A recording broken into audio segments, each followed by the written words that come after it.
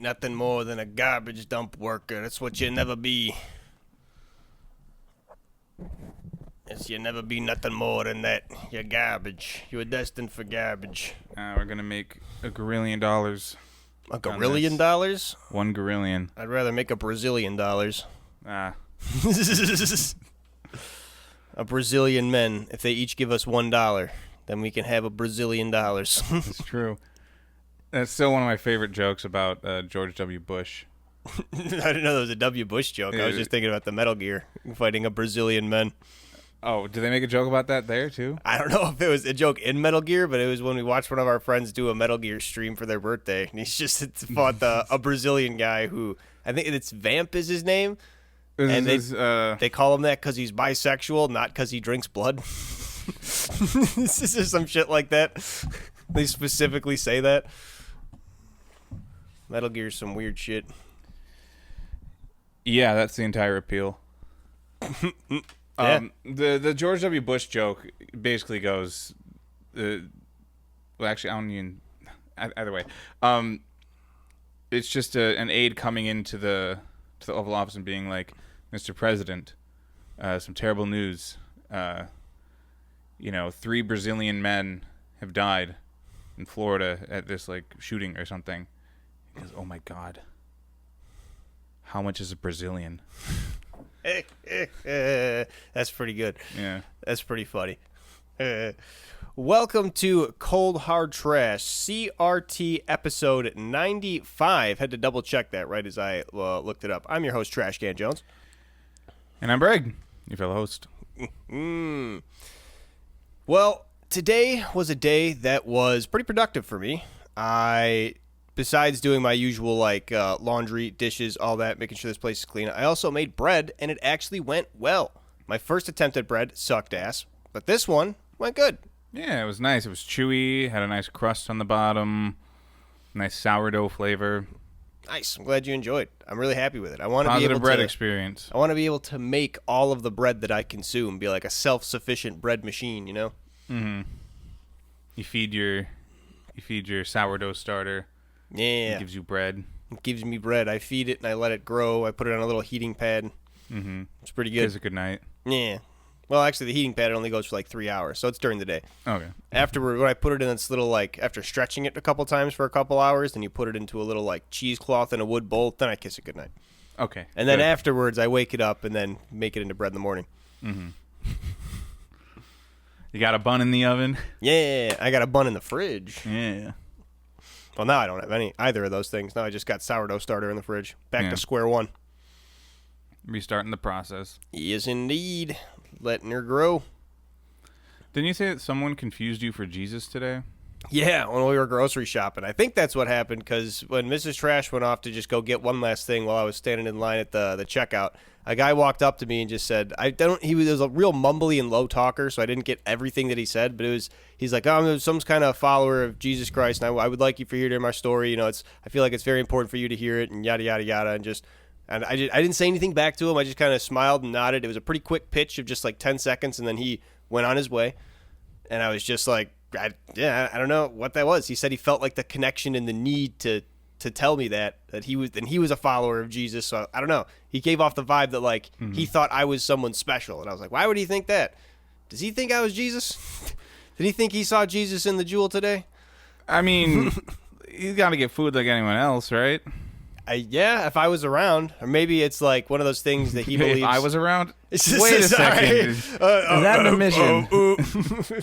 If Jesus was around, I guess, yeah. Maybe he's one of those believers where he just will manifest or something, like an image of Jesus, in a regular person.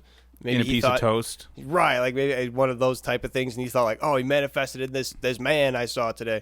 I don't know. He felt very important that he needed to get his message to me. And I was polite. I just nodded and smiled, and he walked off. He didn't try to impose anything, didn't try to hand anything to me. Just said his piece, got on his way. I appreciate it, I guess. If that's the way you're going to do your religion pitch, do it that way. Get out of my hair quick as you can. Yeah. Yeah.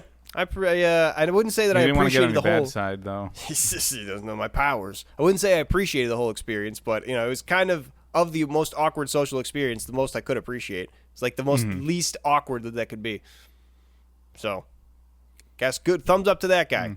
Maybe he's working on it. Bit idea. We crucify you.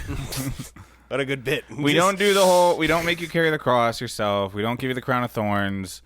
We do put the nails through your hands and feet. That's the part you go through. We do actually put the nails in you. Well, then you're gonna have cool like scars like that, and then when someone walks up, probably non-functioning hands too, because they'll have fucking nails through them. We take them out. Yeah, but it's still gonna do damage. This fucking hands have lots of blood vessels and bones and shit. I think we can pull it off and keep your hands functioning. Again, I don't want to do this. I don't want fucking holes in my hands. Why is this a stunt? This isn't fun. This is cross the realm of fun for me. I don't get. Next time someone accosts you in the Jewel, and you think it's because you look like Jesus, and they start talking about religion, now you'll know. Listen, how about easier stunt without putting holes in my hands? All we got to do is blood capsules hiding in like my long sleeves, and I'll just go like, my hand is bleeding like it is. There is a hole. Because that's a thing, right? The stigmata, I think they call it, where like your hands bleed kind of incessantly, because just as if you were Jesus on the cross. I've never heard of that. That's a thing that's supposedly like one of those religious phenomenons that people claim to have had happen to them, but is really some bullshit. Mm-hmm. But yeah, that's they call it, I believe, the stigmata, where part of you, if not, sometimes it's their forehead from the crown of thorns, but you just incessantly bleed from that area, which could be like people have said, like, because it's usually people in the past, long stories. Yeah, before you could actually check this shit. Right, and people have like thought like, okay, there's some medical conditions that can kind of like make that happen, like you end up sweating blood if you're like really fucked up and diseased, and if you're in the ancient Victorian times and like, you can't tell me what to do because I'm the godliest man, so you're just doing the most heinous shit for your health, then maybe that could have happened. So maybe that's where it came from. Something like that. Maybe someone was just sweating blood or like bleeding profusely from their nose every day. Yeah, but I didn't know about that. So you're going to do that in front of someone, then they're going to be like, is that something Jesus does? Maybe. I guess actually they'll still probably believe you. Yeah, exactly. Especially in the times before like information was widely known. You just be like, oh man, that guy's bleeding over there. He must be Jesus. Okay, so first we get a time machine. All right, easy first then step. We crucify you. When there's less medicine and opportunities to save my life. We'll bring the medicine. We'll bring a doctor. So first we got to brief this doctor on time machine protocols. The fact that we have a time machine and the plan that we're going to do. We only need you to fix someone who's being crucified. Make sure you're up to date on your shots. Will that even be like useful? Because it could be diseases that don't even exist anymore back there. Get them all, man. You have to go take like some ancient medicine to take care of those diseases. It could be like an ancient form of malaria that we don't even have yet, like malaria 0.1. I'll add it to the docket. All right. See, this is why we're planning these things together. We're going to have to what? What's adding it to the docket? We're going to gain of function research back some malaria? It's like try to find its ancient variant? No, we'll just do it when we're there. So, okay, so now on top of the doctor, we need a research team and a bunch of other stuff to create vaccines for us to be able to survive in this era. In order to be able to survive this crucifixion stunt. Yeah. Honestly, they're probably a lot more fucked than we are in terms of, like, diseases. Yeah, especially. Like, yeah, they're, like, worse back then, but, like, they've evolved forward. So I told you that I interviewed my grandma just in like a bit of a podcast, like get her whole life story. It was a really cool and interesting time. And she talked about how when she first moved to America, she had running water for the first time. Because when she was a kid, they would just drink from streams. And she's like, yeah, I'm pretty sure you're not supposed to do that. Because it was like normal for us to just get pinworms and stuff. So it's like, yeah, no, 100%. People were just drinking from streams and getting super diseased and just being like, well, that's life. Because they just didn't have running water back then. Yeah. Well, we got the worms in the poop. Oh, well. Yeah, you can boil it. Yeah, but did you think they even knew about that? Come on. At what point did boil science, like, was it widespread knowledge even? I think, like, making soup. Sure, but, like, just for drinking water, like, oh, well, let's go get some water to drink for the day. And you just get a pot full and you're going to pour it out into cups and whatnot. Like, it's cold water. It's ice cold from the river. You want to take a swig, like drinking from the garden hose. It was the equivalent of back in the day. Yeah. But it is probably anyway. I'm not saying this with any historical knowledge. I'm just saying, like, there's a river out there. People like water before they know of any, diseases that could kill them from the water. Are They we might not just... supposed to drink from the garden hose? No, the garden hose is fine. Okay. And you'll get a little bit of Okay. like maybe spiders that live in there and like the... Well, you run it for a minute. Yeah, you let it run for a minute for whatever like sediment is built up, whatever like dust and caked in there. But yeah, no, it should be fine. It's just coming straight from the tap of the ground. Yeah. Same thing that'd be coming out your kitchen sink. It'll taste a little hose flavored, but it's about it. Especially if it's new, you get that like pool toy kind of taste to it, where it's like real rubbery and latex or whatever they make. All right, so long as I'm good there. Yeah, I drank from the hose all the time as a kid. There's always those memes going around like, "Whoa, this was our vitamins or whatever." Like back in the '80s, we don't need those, whatever liberal shit. Who fucking cares? I hate that that's become like one of the signs of like conservative strength is drinking from the hose. It's like, get the fuck out of here. You're trying to champion that for. I honestly everybody did it. Can't tell if it's like a joke at this point or not, because I do agree with a lot of these things, but I just think it's a joke. Yeah, it could be because it's some of them go to the level of literally like, do you know the Pack? You ever heard of that that community on Reddit that just does the skeleton memes like, oh yeah, cranked my hog so hard it fell off. And it's just like a skeleton with lightning doing this and shit. Yeah, Riding a motorcycle. Right, like those are obviously like the jokes because like there used to be a time when those were serious, like live free, ride hard, motherfucker, and like people thought that was so cool. But like those are obviously satire. The hose drinking ones where it's just like still impact font memes over a kid drinking a hose, like I think that's still people genuinely out of touch. Huh. It might be like, I'm gonna own these guys with the memes, because it's like somebody who probably was into memes like 10 years ago, but now has had a job for 10 years or something like that, and it's just been kind of out of the actual internet culture for a while. Like they quote unquote grew up, but now they want to come back and make some memes about like, hey, let me get a laugh or something. I don't know. That's how I interpret it. That's my headcanon for seeing these random things on the internet. Yeah. I don't think it's too far. I feel like if you were on Facebook, you'd be seeing a lot more of them. Exactly. I feel like that's where a lot of those originate from. I see them on like terrible Facebook meme subreddits and whatnot, where people pull them from Facebook. So I feel like it's right on point. It's got to be like boomers who are just like, yeah, let me try this meme thing out. Remember drinking from the hose? Yeah. Well, so when I was growing up, I actually had well water. So, Ooh. I mean, the hose didn't taste any different in particular, but That's super non-potable. my water. What? We had a water softener. Isn't I guess. Yeah, okay, if you put water softener in the well, then yeah. But aren't you still supposed to like boil all your well water like when you drink it? I hope not. Shit. But I mean, it comes in from the well through the water softener that's inside the house. We use salt. I don't know. It wasn't salt water. And then it goes to the tap, and it tastes a little like blood because of the little iron in or there. something. No, you don't need to boil it regularly as long as it's tested annually and it's free from bacteria, which is what the softener is for. So yeah, all right, makes sense. I'm good. You are good. That's probably just give you some hardiest. I got the best hose water. Yeah, I was gonna say you got all the full of minerals. Yeah. I remember that was it was a thing on Ghost Adventures because I used to watch it with my my dad back in the day. They went to like some place that was like, oh yeah, we have like natural spring well water, and they had like all these different versions of it where you can get like the 20% mineral, the 40% mineral, the 80% mineral. The 80% mineral is just straight like brown water.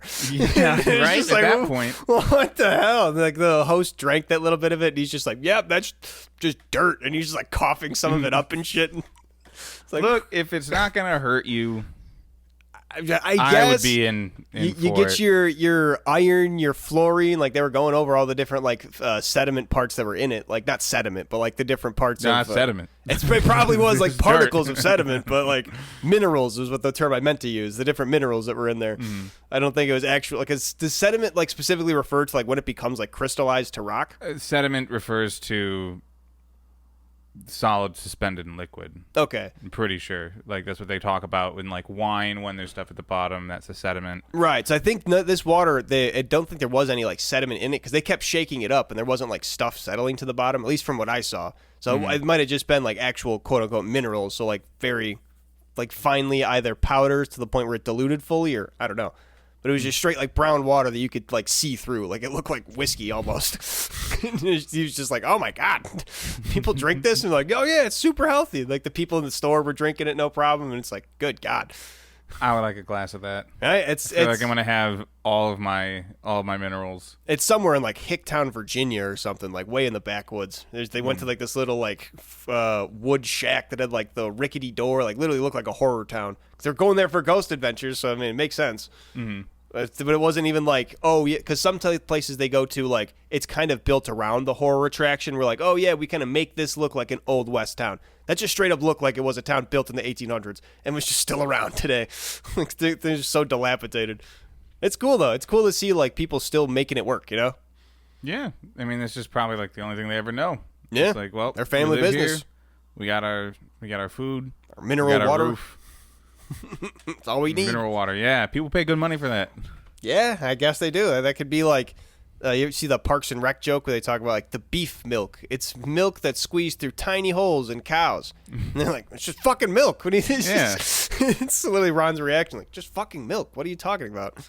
Well, I mean, I guess I could see a situation where you do need to specify that, like if you're selling goat milk and cat milk or something like. But the one time you wouldn't need to specify it is the one where it's the standard milk. Like if you just say milk, then you're like, it's probably cow's milk. Yeah, or it could be a marketing thing, because of oat milks and stuff like that. Like, nah, this is beef milk. Yeah. But when you describe it as milk. You're squeezing it through tiny holes of beef, it's like, okay. Tiny holes in the cow. Yeah, well, yeah, but like that's... I guess I already knew that. This is right. Do you ever get to milk a cow? I got to do that on a field trip once. I did too. It was just a single tug of a single teat. Yeah. And it went psst, right. They basically they held the udder for you. You can just do it, and everybody got in line and got to. Yeah. Yeah, it was pretty fun. We got to have some raw honey too, straight out the bee's hive. Mm-hmm. Fun farming. Field trips were good times. Yeah, I went to plenty of different farms and stuff like that. I felt real bad when this one time there was like a petting zoo area of it. And I picked up a goat. Yeah. And then the goat, like, wriggled a little bit. I dropped it, and it fell on its side, and it bleeded. Like a bah. Yeah. And it ran away. Kid, they call him. Yeah, little kid. And I felt like shit. I felt like shit for, like, a couple days. It probably didn't hurt that bad. I feel fine about it now. But I was like, damn. I hurt that animal. No, it wouldn't get hurt. Goats literally are the ones that like run head first into each other. They don't give a shit. Yeah, they eat tin cans. Right, goats are like the hardiest things in the world. They don't care. Mm-hmm. Especially that little baby goat. He was probably like ready to kick your ass if you didn't let him go. He was ready to fight. Yeah, I made the right choice. Thank you. Resolving decades-old, somewhat traumas. Right. Almost traumas. Oh, so what do you think about this? So I saw an ad. It was for an anime chatbot service. So just on its face, what do you think about that? Porn. So it wasn't for that. It was specifically just for anime characters like Goku, Naruto, stuff like that. Okay. Well, you understand where I'm coming from. Right. But the whole selling point of it, when this person who was like a YouTuber advertising it, they said, you never know who you're going to be talking to on the internet, but with the AI chatbot that's pretending to be a character, at least you'd know it's an AI and it's not going to be some stranger trying to take your, prey on you or whatever. So that's not like a new pitch in the AI world. First time I had heard it. It's kind of Facebook's Meta's approach to the whole thing is like, we make AI characters, AI accounts, people on Instagram and Facebook basically for old people to interact with and not get scammed by. Right. So they're interacting with a safe AI bot that will not scam them instead of a scammer. That's kind of the idea of that. I guess that makes sense. Yeah, if you could just guarantee you're not going to get like fully scammed. Or they wanted to do something. They want to have other like goals with the AI bots, but they just say that because they brainstormed any possible benefit it could provide. Yeah, it's good. They had to find some selling point. Like literally, we can't just say that it's going to take your data. Yeah, right. Like, that's basically all it's going to be doing. Interact with this thing, right? It gives us money. What do I need to say? Shit. Why do they want it? Yeah, no, it was just really weird. Like, I had never really considered the fact of like AI bot being like a safe alternative. Just like, are you really willing to give up that amount of like? Is it really giving up freedom for safety? You're giving up like the freedom of trying to decide who's real or not. If you're just like, I'm only going to talk to an AI. Forget trying to figure out who's real and who's going to scam me. You shouldn't only talk to AI. That should definitely not be the result of this. But my stances have not changed very much. Going to AI an extreme over this entire time. I cannot truly believe someone wants to have a conversation with an AI bot. I've seen it. I've seen people on Reddit crying about how they changed GPT from like 4 to 5, and then like now it doesn't talk the same way as the previous one. Weird. Like, they feel just bad complain for them in a way, but like that has zero appeal to me. Yeah, no, I can't imagine like actually trying to have a conversation. Like, what meaning would you get out of that? I guess like I'm for generally like being self-reflective. Sure. And if it's just like a bouncing board to basically have something react to what you write down, cool, whatever. I don't know, just like a regular journal is kind of fine enough. Yeah. For that, like, you don't need something to comment on it. Yeah, something to respond and like actively talk back to you. And if you do, I mean, I guess just find a friend. I mean, shit, is it really that hard for people? That must be what the gate is, right? Yeah, dating an AI bot. People do it. Also weird. I'm trying to skate around this. I'm just gonna say I look down on you for that. Yeah, that's fair. I think that's fair. I also look down on somebody who dates an AI bot. I don't want to be too offensive, I guess. I don't know. Yeah, but no, that's fair. No, it really is. If you're pissed off at that, come at us. We'll take you on. That's ridiculous. Trying to be actually Joaquin Phoenix and her. That's crazy. And I love that movie. Yeah, it's not bad. It's kind of a cool twist at the end when you realize, like, oh yeah, computing power like is way beyond human power, and they just basically reach singularity within themselves and just go on do their own shit. Yeah, and honestly, best case scenario, they just leave. Right, they don't fuck humans over entirely. Great. Yeah. I wonder what that leaves the humans with afterwards, though. I wonder if they're going to be left in like the Warhammer universe type thing, where they're just left with like machine spirits that they have to try and manipulate. Because, like, is there any computers left? Like, is there any kind of even non-artificial intelligence? Or do they just take all that? I figure they still have, like, regular computer stuff. I mean, like, they still have physical, like, they have hardware. Yeah, right? You'd think. Yeah, they still have, like, credit card machines and stuff like that. Yeah. Yeah. So, all that should still function. Yeah, society wouldn't collapse. It'd just change real quick. Mm-hmm. There's a bunch of people finding out something about themselves at once. Yeah. Chris Pratt had a weird cameo in that movie, too. I don't remember it at all. He was just the guy Joaquin Phoenix goes on a double date with. And he's like, the first one he has to break, like, oh, yeah, by the way, she's an AI. And Chris Pratt's like, okay, cool. He's like super cool with it and it doesn't bother him at all. But it's just like, it's weird. Like, I did not expect to see Chris Pratt in that movie. But just plays this goofy guy who's going on a date. Yeah, his old type of character before he came cool guy. Cool, Star-Lord. Well, technically, he was first cool guy and then became goofy guy. Because he was in, was it Zero Dark 30 or SEAL Team 6? He was in one of, like, the military movies. Oh. And that's how he got the Star-Lord gig. Because he literally would show up and be like, I can do this with my body.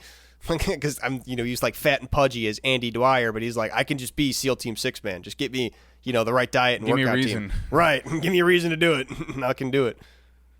Oh, yeah. Yeah. Because even as Chris Pratt lore. Yeah, even as Star-Lord, even though he's got like the full suit, he's still pretty in shape underneath that. Still pretty ripped. Yeah. He doesn't get like the big scenes like Captain America does, but he's still pretty in shape. You gotta be. Yeah, he's just being an action hero. Gotta be. I mean, I Probably imagine all the training the velociraptors that he was doing. for Jurassic Park, yeah. A lot of cardio in that. Yeah. I want to take like a look at just like nothing but shots of actors running and just see who has like the worst running form. Ever since watching Steven Seagal like doing his like super weird arm flappy run stuff, I want to see like if there's anybody I can point out that just has like really weird like running mechanics. Because usually they'll like start do quick, rating them, right? Like tier list. They'll do quick shots and like cut back and forth from them to where like you don't even really remember. I can't think of anybody's running in my mind. Steven Seagal only because it's been singled out by other people. So I want to see if I can find one for myself.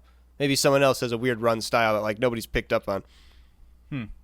Well, then you're also going to have to watch out for if it's like a body double running. Yeah, true. Especially like running from behind, like action scenes and whatnot. That because isn't it like a thing like you're paid for the amount of time your like literally face is on screen? So if something's not showing the face, the director would literally be like, "All right, we're not going to use you because we don't want to pay you for your time on screen or whatever." For extras, probably, yeah. But I don't know if like a body double would. No, I mean for like a famous actor, like if you had Brad Pitt or whatever, like you want to limit the amount of shots or the amount of time you have Brad Pitt basically on set because that's how much you're paying him. So if you got a shot from Brad Pitt running from behind, you're like, fuck it, body double of Brad Pitt because we're not going to call Brad Pitt in today. I'm sure, like, you know, budgets and contracts, and they got all these different things that they could be doing. Sure, yeah. Everybody's different. But, like, I feel like if you're the star, at least, you're negotiating this stuff ahead of time and going to have a good idea of how much money you're making just for doing it, and then some type of cut of the money made from release. Right. Which is why Scarlett Johansson was so pissed about the Black Widow movie. Yeah, I remember this whole thing. Because she cut a deal where she'd get a portion of the ticket sales. And they released it to streaming, right? Well, because COVID, they released it to streaming, and they were cutting her out of that. Yeah, that changed like, fair. That is the letter of the contract. However, fuck it, sue Disney. Get your bag. Yeah, you deserve it. I believe in you. Disney sucks. They've been making some real. Disney deserves it less than you. Right. Mega corporations will never get my sympathy. Yeah, no, I remember a lot of actors talking about streaming's like going to change the way that like the Hollywood pay structure works, just because they're not going to have the same like ticket sales they can have anticipate for contracts. So I wonder what it is now. I wonder if they have like part of the streaming, like do they get paid for that as well? Like however much they get made off the streaming, like the ads run on it or whatever. I wonder. So, I mean, what are you talking about, like the owners of the work, or like the actors? And the stuff actors, like that? yeah, because normally they get a cut of like the ticket sales or however much the money made at the box office. But nowadays, since that's not as a reliable figure potentially, would that still be? If that's they would change it from box office or like I mean, think about TV. Like, how much is it really different from? Yeah. From streaming in this case. Yeah, because it's just going to be the advertisement from you get TV, yeah. Except it's just on demand. Right.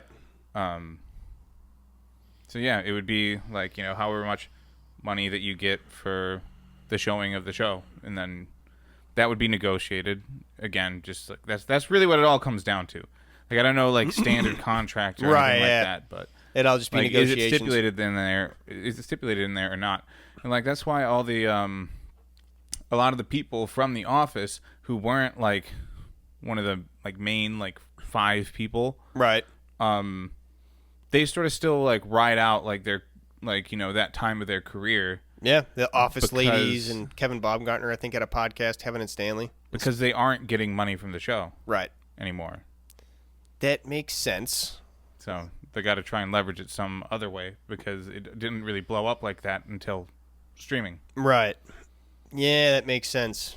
And the other ones who were big had like careers elsewhere, like Steve Carell and who's Jim Halpert. I'm blanking on his name right now. John Krasinski. Yeah. I was gonna say Ted Kaczynski. not. I was gonna. Close. I thought Ted.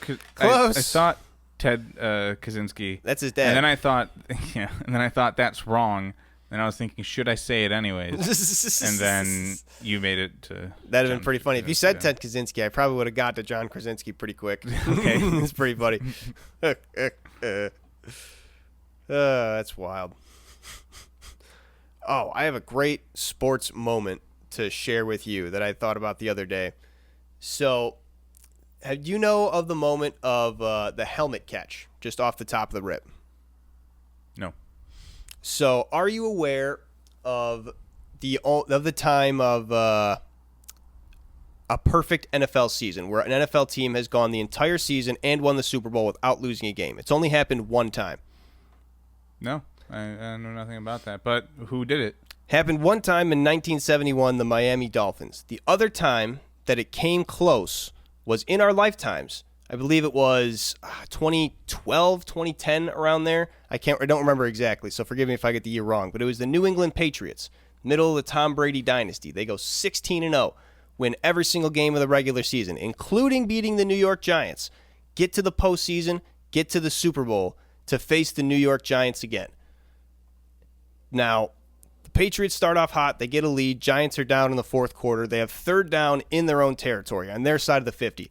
If this third down doesn't complete, there is no way they're going to be able to win this game. They're going to have to punt it away. Patriots are going to have the ball with the lead. They're going to run the clock down. Game is over. Eli Manning drops back.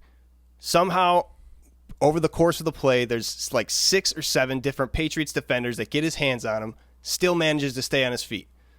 Throws up an absolute prayer to the middle of the field.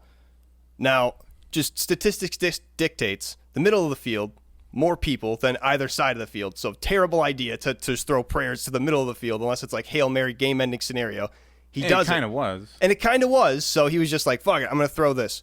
David Tyree, with a jumping, like basically 180, catches the ball onto his helmet using his hands, falls backwards, and manages to keep it pressed hard enough to maintain possession, bring it to his chest, keep the game alive. Drive keeps going. Eli Manning drops back, does a little corner route, throws it to Plaxico Burress. Plaxico Burress makes a I wouldn't say equally athletic, but a pretty athletic play where he like does that, leans out of bounds, keeps his feet barely inbounds, toe taps, catches the ball, and makes the game-winning, what becomes the game-winning, because there's one more drive that plays out, but the Patriots can't get the score, becomes the game-winning touchdown. And that call, that play of Eli Manning dropping back, lofting it to Burress, scoring the touchdown, winning the game, breaking the Patriots' streak of 16-0, ruining their chances to be the second ever time in history to be the team, is the play that's remembered and go down in history. Nobody knows who the hell David Tyree is. The craziest catch that saved the game is completely forgotten in NFL history. Because it wasn't the one that got... It wasn't the one. It was the one before the one. But... That does sound cool. Yeah. And on my opinion, and a lot of people's opinions, the way cooler moment in that game. And the moment, honestly, that won the game. Because without that, then there wouldn't have been the second moment. So you could make an argument that first moment is the one that won them the game. Yeah, I'm glad I thought you were going to say this was like a contested thing, like does catching against the helmet like actually count? But everyone was on the same page there. Yeah, 100%. They played it back like it was like by inches. He kept it onto his helmet, leaned back, but then like stuck his chin down so the point of the ball like stayed off the ground the entire time. Like it was the most athletic, crazy thing no one's ever seen before you could do, and then nobody remembers it. It was just because. But we do. But we do. Here. We remember. It's always on the NFL top 10, like, most underrated plays, the plays that everybody forgot, because it's like the craziest thing. Like, oh, yeah, how could you forget the helmet catch? It's literally got its own name. It's one of the few plays in NFL history that has a name to it. You got the immaculate reception, the sea of hands. The helmet catch is one of the ones. But still, it's one of the most forgotten. Sorry, David Tyree. I still remember you. We remember you. I'm assuming he's not playing football anymore. You don't play football for that long. Yeah, no, he's not playing football, especially at a wide receiver position. That would have been, he probably would be like 50-something now. Ago? Yeah, he's probably 50 or 60 now. Definitely still not playing football. I don't think he's even one of those guys probably that's like famous from it, which is unfortunate. Hopefully he does like appearances and whatnot and can make some, fame off his name, make some money off his name. He needs to get a hat. That's like a helmet with a football on top of it. Right. With a hand. I did the helmet go out catch. in public with that at all times. Oh my God. What's that guy's name? Art Jimmerson? You might know the picture of him. It's kind of a funny name. It's a great name, but this is Art Jimmerson. He fought in UFC 1. He was a boxer, and UFC 1 was literally the whole thing of like, we're going to bring every single martial art together and prove which martial art is the strongest. That was its whole gimmick. So it was the Ultimate Fighting Championship. And so they brought in Art Jimmerson, who was a boxer, and was told, like, yeah, you're going to be fighting this karate dude who can kick you and, like, take you to the ground and shit. Is he not allowed to do the same? So that he was, but he was like, well, I'm a boxer, and I'm used to punching people with my boxing hands. But if I'm going to have to grab somebody, I also will have to grab somebody with my non-boxing hand. So this was his solution. This is just one boxing glove in one hand. Kick-ass. And he's like, all right, I'm going to go fight Mr. I think he fought, what's his name? Not Lyoto Machida. I can't think of his name right now. One of the Gracies, Hoist Gracie, the winner of UFC 1. It is funny seeing the guy in the karate outfit, but fighting a guy just with a single boxing glove. That is the reason I bring this up though is because Art Jimmerson just made that his thing. He still shows up with the one boxing glove. He's like, I'm the one boxing glove guy. He makes that his whole claim to fame. You can see him at cons and different stuff where he's like, or different like fighting events. Where he's like, yeah, I'm still here. I'm the one boxing glove guy. UFC 1, baby. Pretty That's sweet. cool. Yeah. You can make the one thing named to your fame or fame to your name. Yeah, people remember him. Right? That's a pretty Did he iconic. win? No. Hoist Gracie whooped his ass. He didn't even have an impressive performance, but he has his thing. It's iconic. He sticks with it. Yeah, that's all you need. Yeah, he could have done that. David Tyree, you should have been on that. What's David Tyree up to now? I wonder. That's what I was about to look up. I swear to God, if a picture of him wearing a football helmet with a football like glued on top. No, not David 3, you stupid phone. David Tyree. My phone doesn't like when I type in people's names who are not standard. He's got an Instagram. 3. Like 3. Okay, so he's got Instagram posts still of photo op, and okay, so I think he does do photo op with the helmet catch. He is like, it's multiple posts.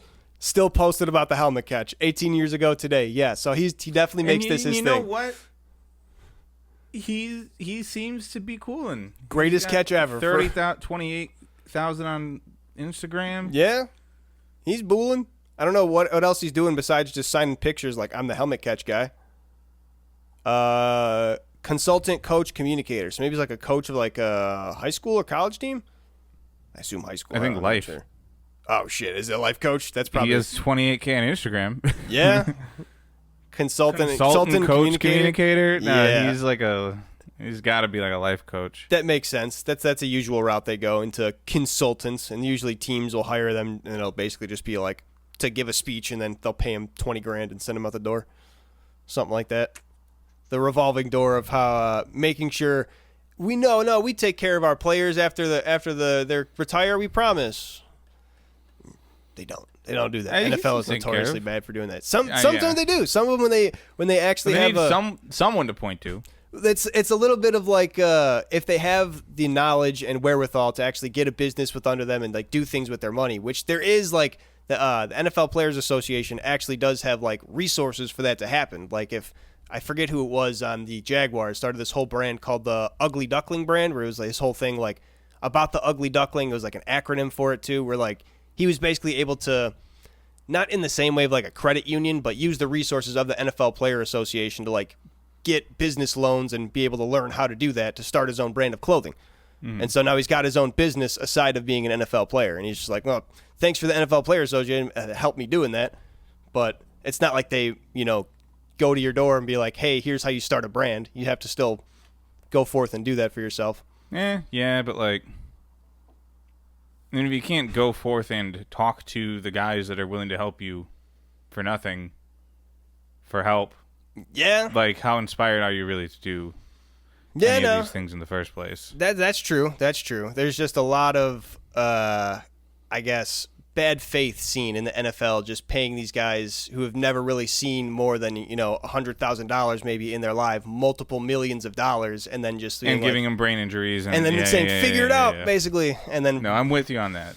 And yeah, but if we're talking about like putting that towards like a personal business instead of just like investing and stuff like that, like, that's the type of thing where you do kind of need to approach the association to get that done. Yeah, you can't just. Even still, otherwise they just build an entire company for you. Like that doesn't make sense. I was gonna say, even still, it's up to like players like David Tyree probably and other people who like go as a third party to teach players about that, about investing and about how to make sure their money isn't gone by the time they retire. And they don't do anything about that other than just like making sure they're like getting paid as the NFL Players Association, like biggest thing, and offering the resources should they want anything like that.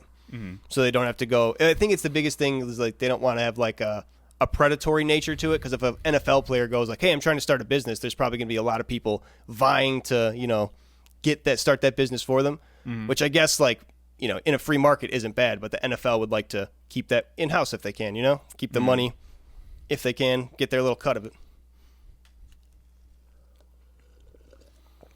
Which makes good sense. on you, David Tyree.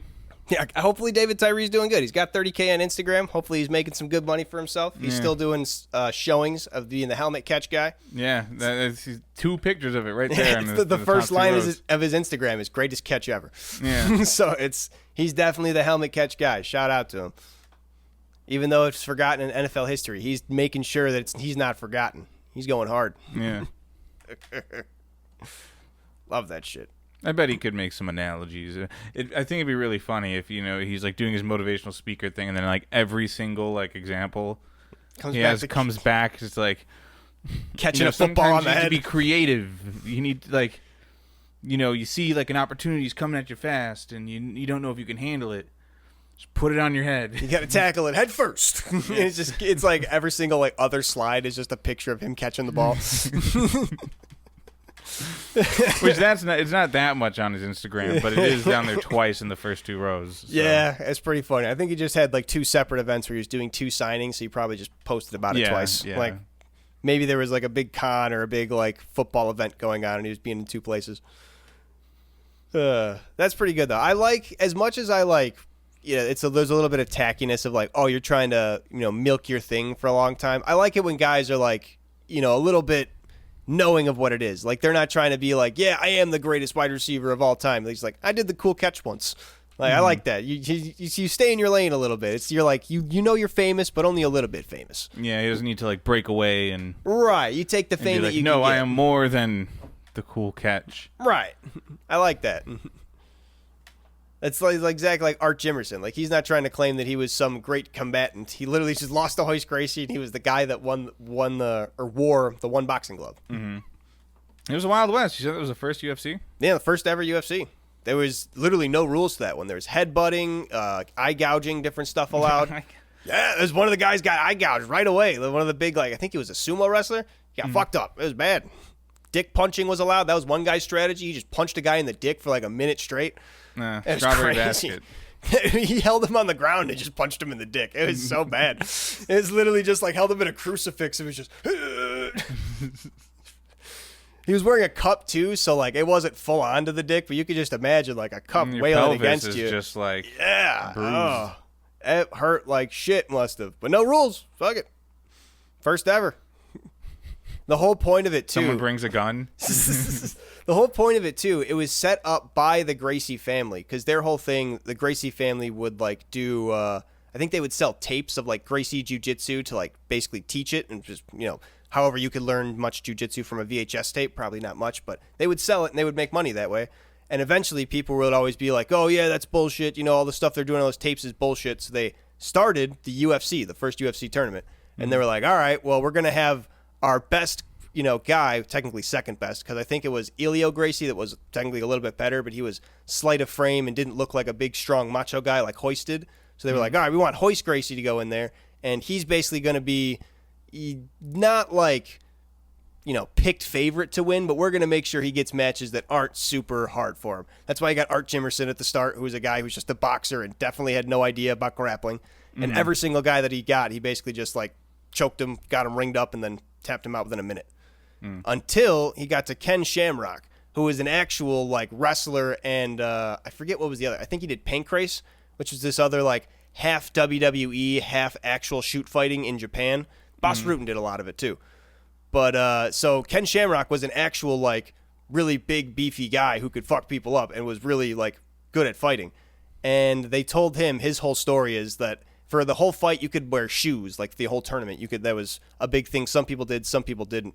But they told Ken Shamrock specifically in the last round that he could not wear shoes. And that was his whole shit. Like, well, now I can't get the same amount of grip I had on my feet. I was slipping around and all this different stuff. And I feel like they really did that because they wanted Hoist to win. And I mean, it was kind of a tournament made by Hoist's family, and they kind of did it to promote Gracie Jiu-Jitsu. So you kind of want to believe Ken Shamrock, but at the same time, he's also a steroid-riddled crazy person who just fights for a living and has shitloads of concussions. Did he get to wear his shoes for some of the rounds and then just not the last? Yeah. Yes, of course. I think he's right. I think he's right too. But some people were like kind of sour grapes type shit because it's Hoist Gracie did beat him rather convincingly after a little bit of a struggle. It's like once he basically got to the right position, it was over for him. Well, if it was going to be so easy, then why did he have to take his shoes off? Wait, what? Like, if he beat him rather convincingly, like, well, if it's just going to be like, if he could just wipe the floor with this guy, then why did he have to force him to take his shoes off? Because the whole thing was like Ken Shamrock was a lot bigger and stronger, and especially with like jiu-jitsu and stuff, that's kind of the only counter to it. If you can just stop them from getting into the position to choke you out, then they can't choke you out. And if they can't, move your arms because you're stronger than them, then that's that. But if he's able to just slip around because you can't like step as fast as you could, then you can't stop him from getting in the position. Yeah, if you just disadvantage the guy. Right. That's what it came down to. It's like he felt he was disadvantaged on purpose, and it's good. And then good grounds since to believe he had a little disadvantage, that's enough to end the fight very quickly. Right. Against him. So, like I said, yes. I believe him. I believe it as well. And some people want to say sour grapes, but I believe Ken Shamrock is definitely the only reason why is because Pancrase is an organization in Japan which sometimes had fights that probably weren't real. Which they like to do that because in Japan, wrestling is a literal martial art, and that is real. So, like, at the whole line of it being real and not real should always be blurred, and who the hell knows? That's why pride fighting went down for the same reason. They had the whole Bob Sapp thing. You know who Bob Sapp is? That really big, like, buff black guy? You've probably seen, like, different gifs of him on, like, Japanese game shows because he's basically just, like, a huge Japanese celebrity. I feel like it's rung a bell, but... It's on Japanese game shows, and it's like that's starting to... Yeah, if I showed you a picture of him, you probably know. He's a very distinct-looking guy, but he basically was an amateur mixed martial arts fighter who, when he went to Japan, they basically were like, all right, we're going to pay you to be essentially just like the big man cartoon character where we're going to have you just go in and win some fights, but then also sometimes you're going to purposefully lose some fights to like make other guys look strong. And that kind of ruined the integrity of a lot of the sports, but sometimes they would do it in sports that were real, so to like blur the line of it, like he would go into actual boxing fights and actually lose, but kind of take a dive, so who the hell knows? So, I mean, if it's like your really own, weird. It's like WWE, right? Like, you got a storyline and shit. That's the like, thing, these but things they are already be planned out. And it's fine. It's fine in this particular thing, but if you're going to go into other sports... Right. And that's where it gets weird, because Japan defined these other sports like Pancrase and Pride, where they were legitimate competition, but then sometimes they would have the WWE fights. And it's just like, okay, so was this ever... It makes you question everything. You have to. Because now it's like what was and what wasn't, It's unfortunate, but... Yeah, that's really the only knock Ken Shamrock gets, is he was legitimately in the WWE and then also in these pseudo-Japan promotions that might have been not WWE. Yeah, I don't know, though. I still think Ken Shamrock got shafted. UFC 1 should have gone to him. Yeah, let's have him run it back. Yeah, and they're both Shoes on, fight. 50-something years old. I think Ken Shamrock's like 60. Ain't no way. He probably still looks good, though. Ken Shamrock probably still working out. That man's a freak. What's he look like nowadays? Oh, yeah, look at that man. Looking good. Yeah, he's ripped. Got a nice six-pack and everything. That's what he looked like back in the day. In the 2000s, or not even the 2000s, that was 1995 or 97, before, like, health science was really, like, widely known, and back when people were just roiding up nonstop. That's pretty good. He managed to keep his physique and not die, because a lot of the guys from that steroid era just got their bodies destroyed. He did it pretty well. Probably did whatever little bit of cycling on and off that was necessary for him. Didn't destroy his body. As an Irish guy, thank you, Ken Shamrock. Hell yeah. Thank you, Ken. Thank you, Frank, his brother, too. He was also another fighter. Yeah. His real last name Shamrock? Or yeah. No? Oh, nice. Yeah, that's his real shit. That's not like a stage name. That's his actual name. Ken Shamrock. He's a fucking cool guy. Now he's a speaker and a booking or motivational guy. Going those same routes because... Once you're done fighting, I mean, you can't keep fighting once you're that age. Yeah. Good to see he's still got a good brain on him, though. A lot of those guys don't even have, like, the wherewithal to, not need assistance, unfortunately. Hell yeah. Good on Ken Shamrock. Should have won UFC 1. I gotta show you some clips of that because UFC 1 was nuts. The eye gouging and the dick punching one is just hilarious. That's just crazy. It's literally just like a 10-year-old fighting him, just like, oh, he's just going. And the ref's just standing there like, yeah, it's no rules. You're good to go. Tap out. Essentially, yeah. He's just like, if you want, like, fight, tap out if you want to fight. If you don't want to fight anymore. Mm-hmm.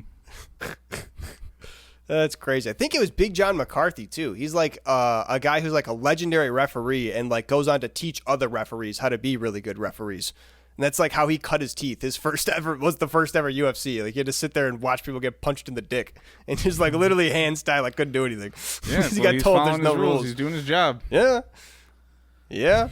I will pay you $10,000 to stand here and not intervene while these two guys punch each other in the dick. Essentially, I think he said the only rules was like no stomping when they were stomping in the face when they were on the ground and hair pulling.